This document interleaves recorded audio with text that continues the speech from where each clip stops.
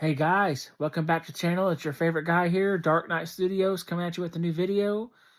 I want to know what you guys think. This is going to be for a recipe for some cookies that I made last night. And yes, am I a professional baker? Not in the slightest at all. Do I cook professionally? Not at all. But these cookies, 3 of the ingredients are from a recipe I found online. And so kudos and all credit goes to whoever it was that I found this recipe from online. I just looked something up and this came up and I was like, oh, that sounds interesting. And this is called no flour peanut butter cookies, but there's also absolutely no milk in there. As crazy as it sounds, it's just sugar, or in my case, Splenda, peanut butter, and eggs. That is it. You don't put any milk in there. And so what you do is you preheat your oven to 350 degrees. And then in a mixing bowl, you pour in, at least for this specific recipe, 2 cups of Splenda or sugar, 2 cups of any kind of peanut butter or spread that you want. You can even mix different kinds together. And then 2 eggs.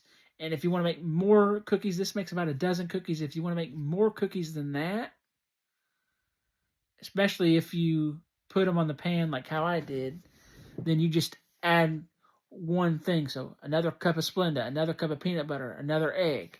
And if you want to make it even more cookies and double my recipe, you would do 4 eggs, 4 cups of sugar, Splenda, 4 cups of peanut butter, and so on. And so you get that all mixed together in a mixing bowl. And then I took a Ziploc bag and I poured in some of my peanut butter Chex cereal in there.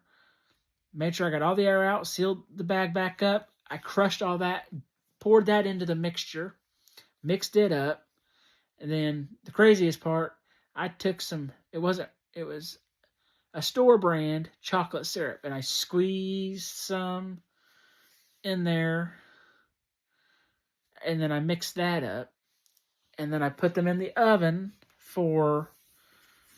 I then, by hand, pulled some out and formed it with both hands into a ball.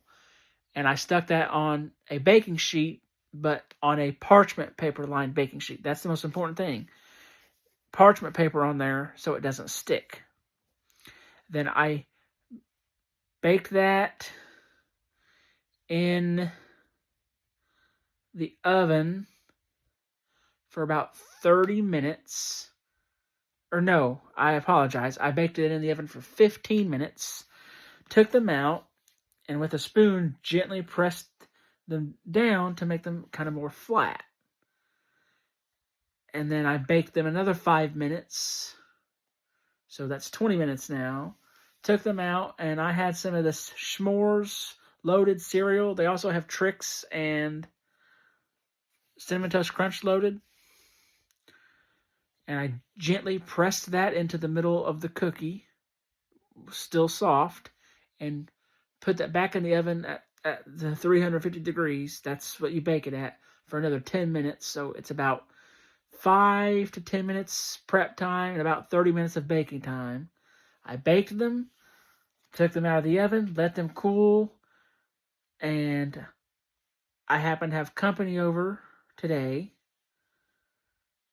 A friend of mine and his wife, and then a family member, and they had a chance to try those cookies, and they were like, dang, these are pretty fire, and these are pretty good. Like, you created a delicious cookie. And they may not look appetizing, and the crazy thing is, they are almost like oatmeal raisin cookies in a way, but without the raisins.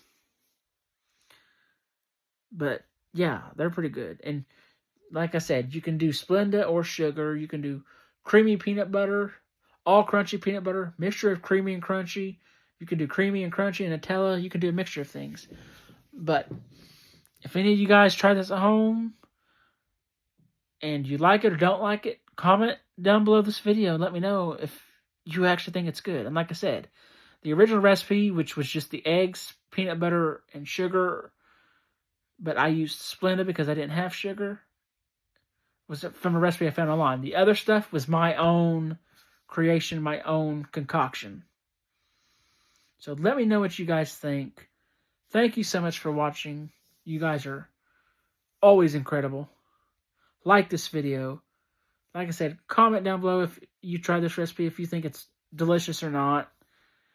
And please, if you would, subscribe to the channel. It means the world to me. I'll catch you guys next time. Goodbye.